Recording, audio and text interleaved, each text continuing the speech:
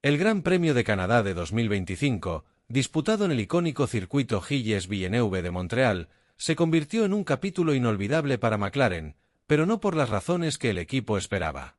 Lo que debería haber sido una demostración de superioridad técnica y estratégica se transformó en un episodio de frustración y furia contenida, con Lando Norris en el centro de la tormenta.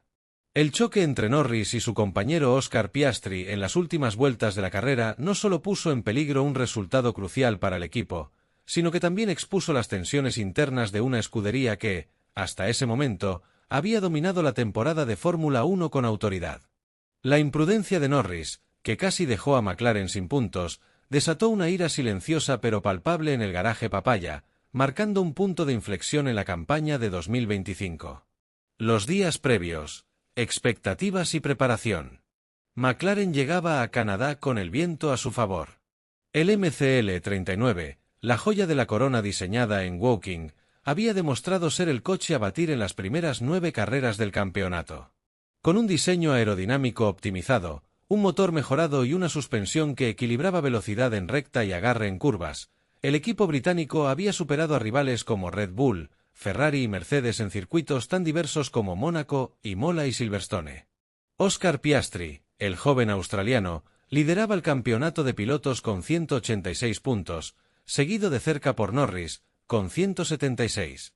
La dupla de McLaren no solo era rápida, sino que también había mantenido una consistencia envidiable, sumando podios y victorias que los posicionaban como favoritos para ambos títulos, el de pilotos y el de constructores.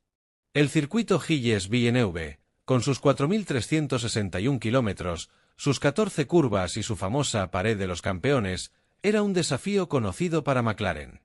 Las largas rectas exigían una configuración de baja carga aerodinámica, mientras que las chicanas y las curvas lentas requerían precisión milimétrica.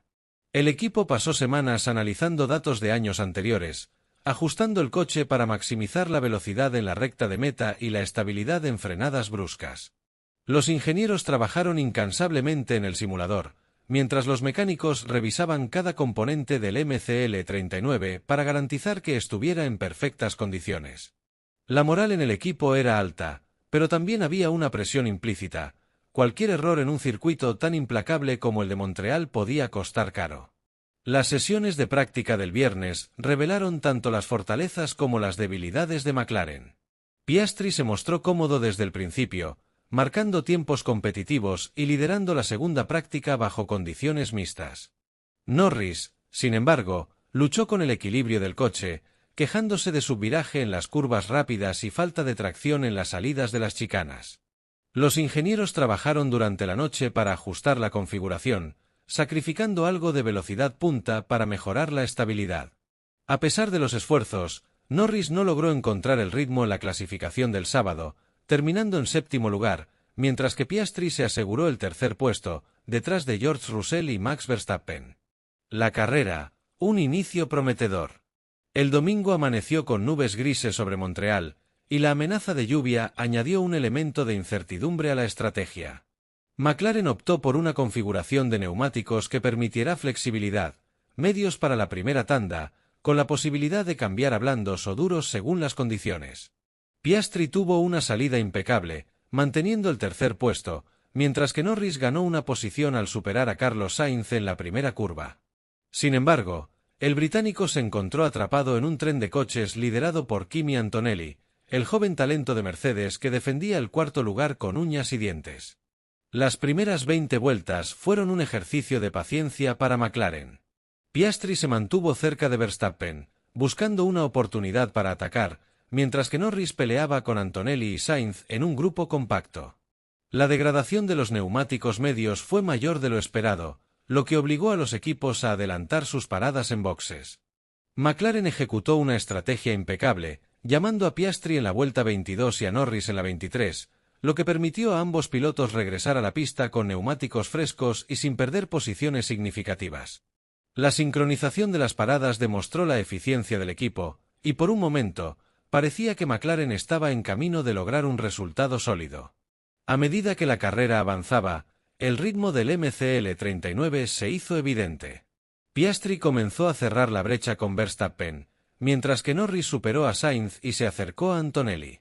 En la vuelta 40, los dos McLaren estaban en cuarto y quinto lugar, separados por menos de un segundo.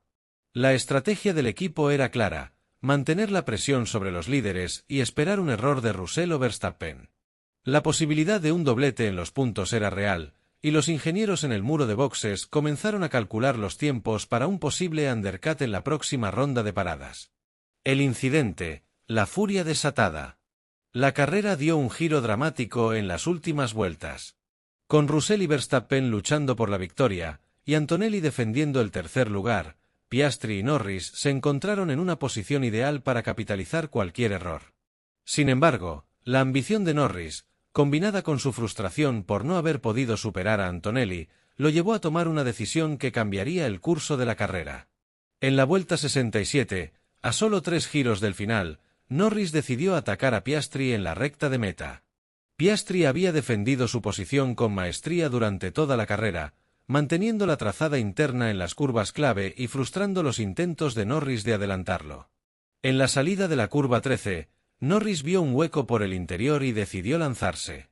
La maniobra fue arriesgada, el espacio era mínimo, y la velocidad de ambos coches superaba los 300 km por hora. Norris frenó tarde, intentando forzar a Piastri a ceder, pero el australiano mantuvo su línea.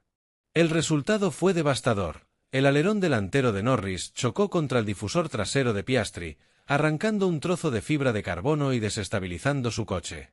Norris perdió el control y se estrelló contra el muro de boxes, dejando su McL 39 destrozado y fuera de la carrera. El impacto fue un golpe para McLaren. Los mecánicos, que observaban desde el garaje, se quedaron en silencio, con las manos en la cabeza. Los ingenieros, que analizaban los datos en tiempo real, confirmaron lo que todos temían: el accidente fue culpa de Norris. La telemetría mostró que el británico había subestimado la distancia, frenado tarde y calculado mal el ángulo de ataque. Piastri, milagrosamente, pudo continuar, aunque el daño en su difusor afectó su ritmo en las últimas vueltas. El australiano cruzó la meta en cuarto lugar, sumando 12 puntos valiosos, pero el abandono de Norris significó una pérdida de 15 puntos que podrían haber consolidado la ventaja de McLaren en el campeonato de constructores. La reacción interna, ira contenida. En el garaje de McLaren, la atmósfera era de una furia silenciosa. Andrea Estella, el director del equipo, mantuvo la compostura frente a las cámaras, pero quienes lo conocían podían ver la tensión en su rostro. Los mecánicos, que habían trabajado noches enteras para preparar los coches, se sentían traicionados por la imprudencia de Norris. Los ingenieros, que habían optimizado cada detalle del McL 39, veían cómo su esfuerzo se desvanecía por un error evitable. Incluso los estrategas, que habían diseñado una carrera casi perfecta, no podían ocultar su frustración. La decisión de permitir a Norris y Piastri competir libremente, en lugar de imponer órdenes de equipo, fue cuestionada en los pasillos del equipo, y la ira hacia Norris creció con cada análisis del incidente. Norris, consciente de su error, intentó mitigar el daño. Por radio, mientras su coche era retirado de la pista, admitió que el accidente fue completamente su culpa. En la zona de prensa, se acercó a Piastri para disculparse, un gesto que el australiano aceptó con una calma que contrastaba con la tensión del equipo. Pero las disculpas de Norris no fueron suficientes para aplacar la furia de McLaren. El británico había demostrado talento durante toda la temporada, pero su tendencia a cometer errores bajo presión era un problema recurrente. En Canadá, su decisión de atacar a Piastri no solo fue innecesaria, sino que también puso en riesgo los objetivos del equipo en un momento crítico de la temporada. Consecuencias a largo plazo. El incidente tuvo un impacto inmediato en el campeonato. En el apartado de constructores, McLaren mantuvo el liderato, pero la ventaja sobre Ferrari y Red Bull se redujo a solo 30 puntos. En el campeonato de pilotos, Piastri amplió su ventaja sobre Norris a 22 puntos, mientras que Verstappen, con su segundo lugar, se acercó peligrosamente al australiano. Norris, por su parte, cayó a 27 puntos del holandés, una brecha que podía resultar insalvable si no lograba recuperar la confianza del equipo. En las reuniones internas posteriores, McLaren analizó cómo evitar un nuevo desastre. Algunos abogaban por imponer órdenes de equipo, especialmente en las carreras finales, para proteger la ventaja en el campeonato de constructores. Otros creían que restringir la libertad de los pilotos podía dañar su motivación y generar más tensiones. Stella, conocido por su enfoque equilibrado, insistió en que el equipo apoyaría a Norris, pero dejó claro que se esperarían conversaciones serias para garantizar que el británico entendiera la magnitud de su error. El Gran Premio de Canadá de 2025 dejó una marca imborrable en McLaren. Lo que pudo haber sido una carrera para consolidar su dominio se convirtió en un recordatorio de los peligros de la rivalidad interna. La furia hacia Norris, aunque expresada en privado, era un reflejo de la presión que enfrentaba el equipo en su búsqueda del primer título desde 2008. Para Norris, el incidente fue una llamada de atención. Debía aprender a controlar sus impulsos si quería liderar a McLaren hacia la gloria. Para Piastri, fue una prueba más de su madurez, consolidándolo como el pilar del equipo. Y para McLaren, fue un desafío para mantener la unidad mientras perseguían un sueño que estaba al alcance, pero que podía desvanecerse por un solo error.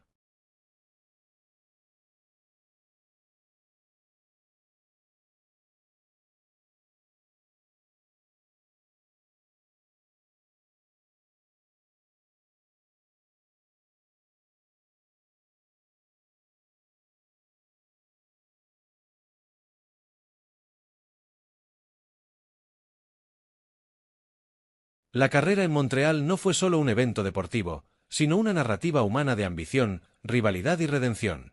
Cada vuelta en el circuito Gilles-Villeneuve contó una historia, la de Russell, buscando resurgir con Mercedes, la de Verstappen, acechando el título con Red Bull, la de Antonelli, anunciando su llegada al escenario mundial, la de Alonso y Sainz, demostrando que la experiencia y la consistencia son tan valiosas como la velocidad pura, y sobre todo, la de Piastri y Norris.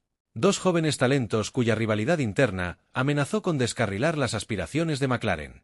La chicane del casino, con su asfalto desgastado y su historia de colisiones, se convirtió en el símbolo de esta carrera, un lugar donde los sueños de campeonato chocaron con la realidad de la competencia. A medida que los equipos recogían sus equipos y se preparaban para la siguiente ronda, el Gran Premio de Canadá dejó una lección clara. En la Fórmula 1, el éxito no depende solo de la velocidad del coche o del talento del piloto, sino también de la capacidad de un equipo para navegar las complejidades de la competencia interna. Para McLaren, el camino hacia el título sería más complicado de lo esperado, pero también más intrigante. La controversia de 2025 en Montreal no fue solo un momento de crisis, sino también una oportunidad para que el equipo demostrara su resiliencia y su capacidad para convertir el drama en determinación.